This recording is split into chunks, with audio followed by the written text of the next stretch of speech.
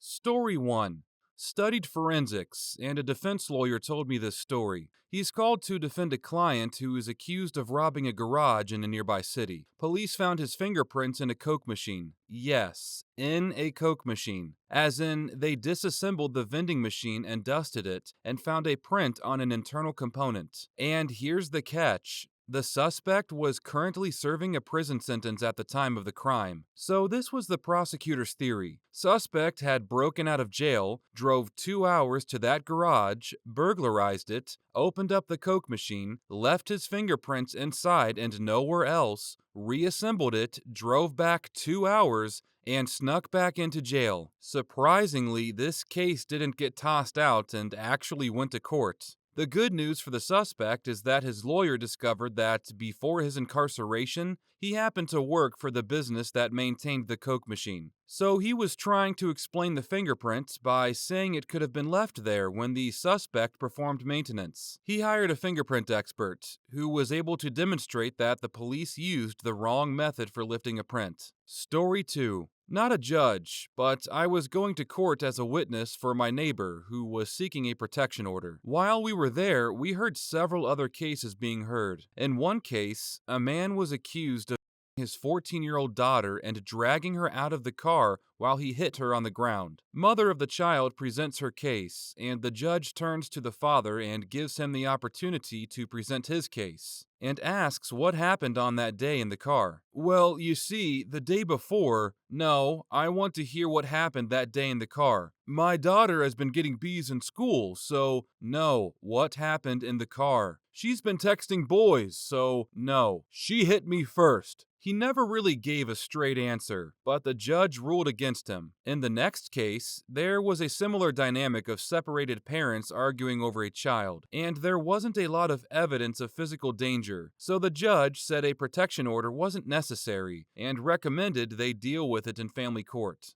Guy from the first case was still around filling out paperwork and started cheering, and the bailiff told him to knock it off. Guy 1 says that he's from California and cheering is normal in court, and that this court is just racist. This guy was black, the judge was black, the bailiff was black, and pretty much most people on both sides of each case were black. Story 3. Not a judge, but a reporter who covers courts. The weirdest case I covered was a man getting caught giving a job to a pit bull. It wasn't sexual either. He wanted the dog to impregnate his dog, but the male pit bull's owner refused, so the man broke in and got caught collecting semen. The guy was charged with bestiality. His lawyer argued that the charge had to have an element of sexual pleasure for the defendant. He said his client should have been charged with theft of biological material. Not sure why this would be considered any different than the vets who do this frequently to collect samples from racing stallions. Other than the theft aspect, of course. Story 4. Obligatory, not a judge, but I had my first argument before the Second Circuit, so obviously I was fairly nervous. The case before me had a very generic name. I think it was Smith versus Generic Insurance Corp. Figured it was going to be dull, but instead, it turned out that the issue was that Mrs. Smith, a widow, had her husband's life insurance payment denied. Why? Husband was an engineer of some sort and had constructed a device to pleasure himself. He plugged said device into a wall socket to enjoy on Easter Sunday, while his family was out, but unfortunately was electrocuted and died, and presumably was found by his poor family on Easter, pantsless and plugged into the wall. The insurer tried to deny benefits based on an exclusion for intentional self-harm. Cue a solid 20 minutes of the insurer's lawyer being grilled by very conservative judges as to whether the poor guy actually intended to harm himself, or, as one judge put it very mildly,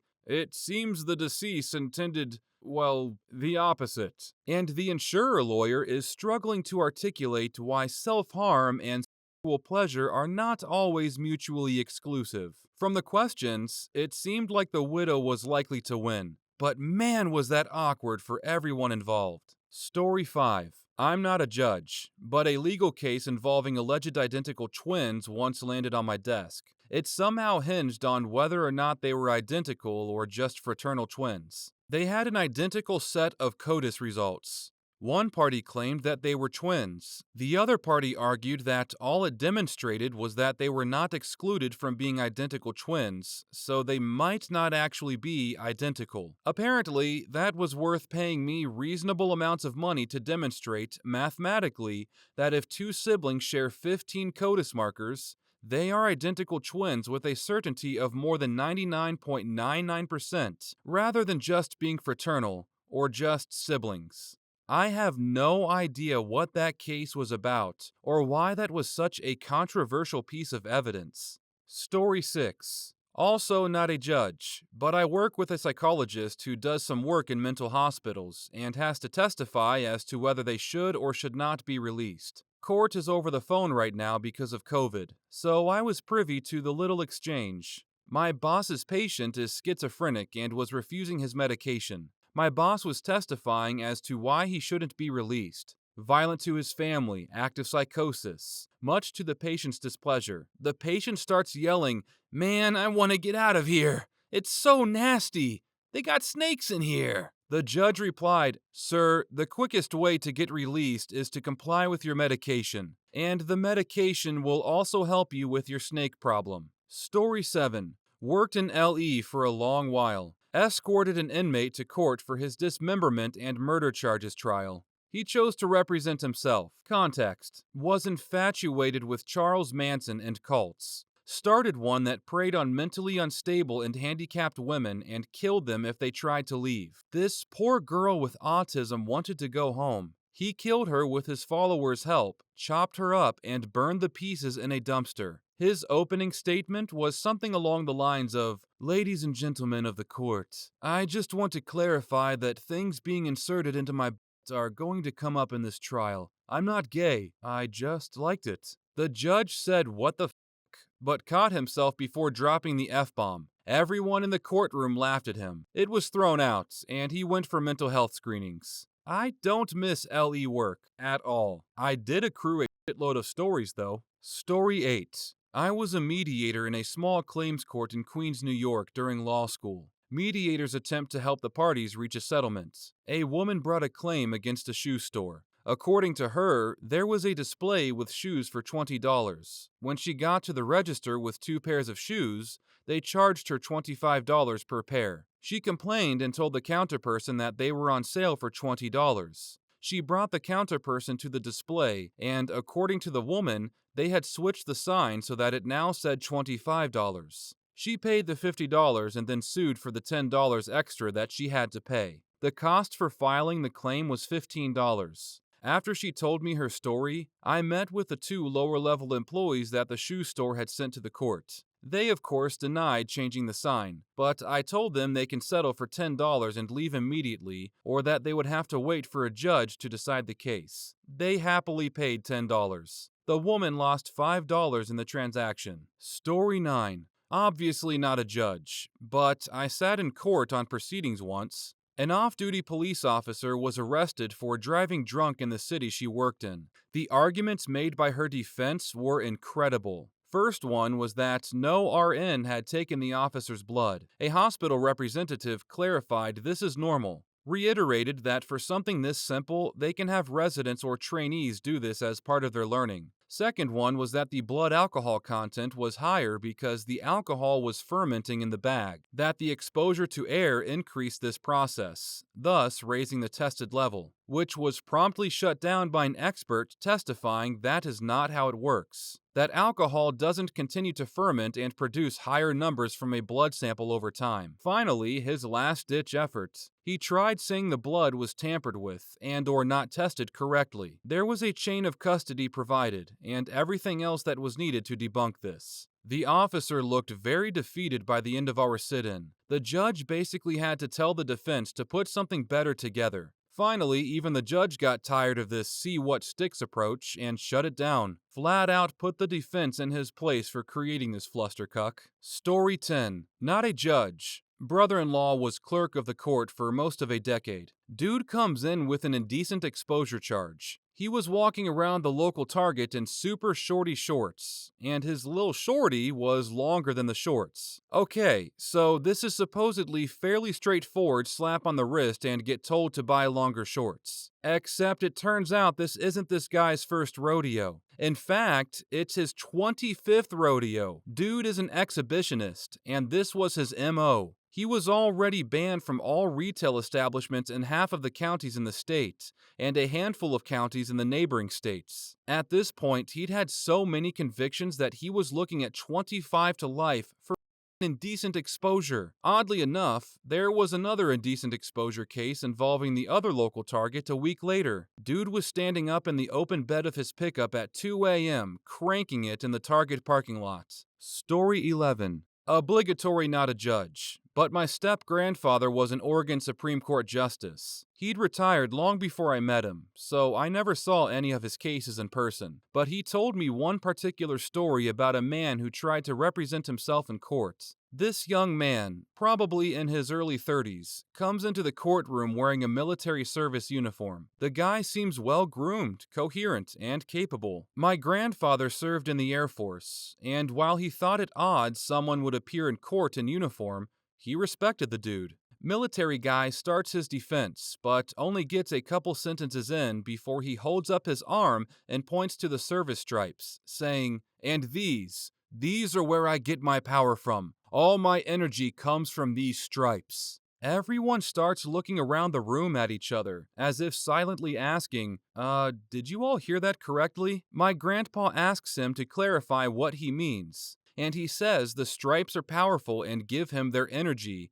so he can be powerful too. Grandpa stops the court proceedings and orders the guy to have a mental evaluation ASAP. He's immediately escorted out. The next day, my grandpa gets a knock at his office door. He opens it, and lo and behold, it's the same military dude from the previous day, wearing the same outfit. The dude's just standing there and grinning a really big, unsettling smile. Apparently, the psychiatrist determined he was of sound mind and wasn't a threat to himself or others, so they let him go. My grandpa never told me when this story took place, but I'm assuming it happened before 72-hour holds were a thing. My grandfather just stood there dumbfounded before asking, anything I can do for you? The guy wanted to talk about his case and get the trial rescheduled, acting like nothing had happened. Grandpa eventually convinced him to go talk to the receptionist instead. I don't know if there was a follow-up trial or what happened to the man, or even if he was really in the military. Just a bizarre story about a guy who the mental health care system failed. Story 12. I went to court for a traffic ticket in the state of Mississippi. I was working on a project out there. What I found weird is the judge's ruling on two different cases. First was a woman who wrecked her car, had a child not in a baby car seat, DUI, and possession of a controlled substance. He gave her a year's probation, no jail time. Next was a lady whose son had been skipping school and missed X amount of days. Something like 34 days. He put the mother in cuffs right then and there and ordered her to spend the same amount of days in jail that she had allowed her son to miss school. I didn't say anything, but I'm pretty sure the look on my face was, what the f***? Story 13. I'm a lawyer considering whether to someday be a judge. The dildo bomber was the oddest case I've worked on so far. Boyfriend gets dumped in spring, stalks ex-girlfriend for 9 months. He's known to have an excessive interest in bombs and explosives, and is a significant meth head. In December, he delivered a package to ex-girlfriend. There's no return address, but it says, "Merry Xmas, bitch." So it doesn't take a rocket scientist to figure out who sent it. X calls the cops, who call the bomb squad, who open the package. Inside is a large refrigerator that's been hollowed out and filled with explosives. He apparently assumed that she would eagerly use it and blow herself up. This is how you know that men and women think differently. Story 14. I'm just a law student, but I'll relay a case I read and still think about to this day. A woman's family was suing a guy for intentional infliction of emotional distress. What happened is this guy was doing some sort of work at the scene of a car accident where a girl from the aforementioned family had been beheaded. He took a picture of the girl and sent it to his friend, who posted it online. Her family ended up seeing it and sued him. The family ended up losing. Story 15. This isn't nearly as gnarly as other comments here. Also not a lawyer. I supported a friend, 19, female, who had to go in and make a police report on our once trusted, long-standing, but now ex-friend, 22, female. In short, while both girls were out, somehow my friend's pet ferret escaped her enclosure and attacked my ex-friend's guinea pigs, who had to be put down. Now, this is all very sad. My friend was feeling awful and ready to apologize and pamper my ex-friend as much as she needed. Instead, the moment ex-friend got home, she punched her straight into the brick patio and proceeded to beat the shit out of her. My friend was shocked and terrified and ran to her room, but she kept going. Bleeding and bruised, my friend managed to lock ex-friend out, but then she picked up a sledgehammer, then a drill, threatening to kill her. With the help of friends, she escaped with a smashed phone, but is now homeless. Ex-friend is an influencer with about a 200,000 following of tweens. Got her mother and her army of fans to brigade against my friend and any of us who obviously sided with her for almost a year. Never apologized or owned up to anything all the way to court. As a first-time offender, she was only put on probation. Nonetheless, the police officer got a kick out of the absurdity of the story, as the most bizarre thing he'd heard that day. Another bizarre thing was when filing the report, we realized that despite knowing her for 3 years, we didn't even know her last name. Apparently, that didn't matter. The police officer got her name near instantly as she was already on record for attempting to file a restraining order against a girl she didn't like for no reason. Ex-friend also doxed this girl's address online, and she was getting death threats and living in fear for months. We only found out all this later. A true nutcase. I do wish I could have attended the hearing, though. Story 16. Okay, I'm not a judge, but years ago I used to process court transcripts. I often would read them because some were really crazy, especially older ones, because times were just different back then. Anyways, there was one dated around 1940. It was a man divorcing his wife. After the divorce was final, he sued her for mental distress and anguish because apparently her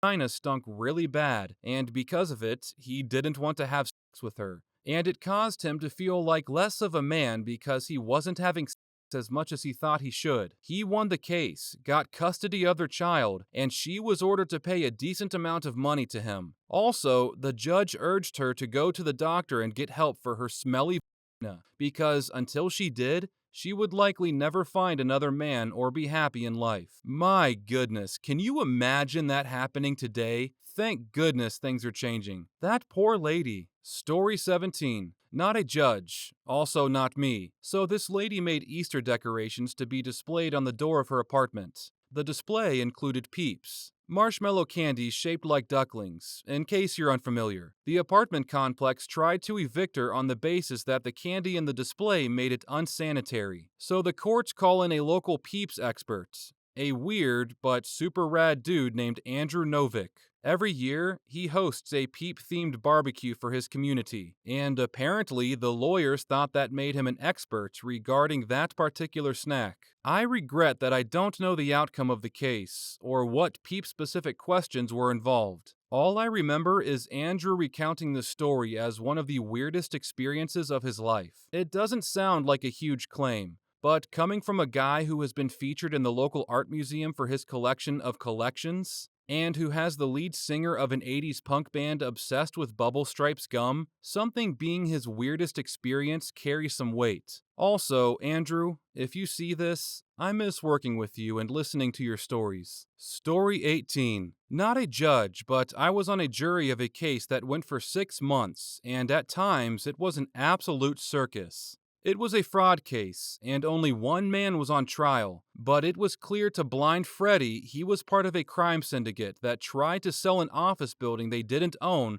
for $117 million. The case had been tried before, And there was a lot of handwriting evidence that both the prosecution and defense focused on, to the point it felt like we were on Sesame Street some days, as all we would do is look at how curves were formed in certain letters. We had about 10 folders each, all to prove whether or not it was this guy's handwriting. Then a witness gets up, who was clearly involved in the syndicate, to rat this guy out and lie about having no involvement, and through good questioning, we learn he did 3 years in prison for fraud, had a bunch of items seized on his computer that were for no other reason than the fraudulent sale of an office building, but he maintained in court he had no involvement. You know when you're a liar when a whole jury laughs at your stupidity. The biggest problem with the case, though, was the detective in charge was on stress leave and never gave any evidence. And the reason it dragged on for 6 months was it was clear the defense wanted to cause a mistrial